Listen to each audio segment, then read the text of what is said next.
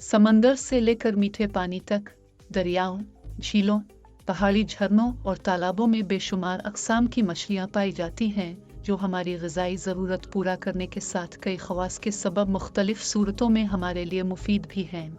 लेकिन इस आबी मखलूक की बाज़ अक़साम ज़हरीली और मुज़िर सेहत भी हैं। रंग बिरंगी और खूबसूरत मछलियों में से एक पोफर भी है, जिसे बीलू फिश भी कहा जाता है, जो किसी खतरे को भांप कर और शिकारी को अपनी तरफ आता देखकर गोल गेंद के मानिंद शक्ल इख्तियार कर लेती है। इस मछली का ये रूप बहुत प्यारा लगता है, लेकिन ये इस हालत में मज़ीद ख़तरनाक हो जाती है। 200 से ज़ायद अक़साम की इस मछली में बाज़ की जल्द कांटेदार होती हैं।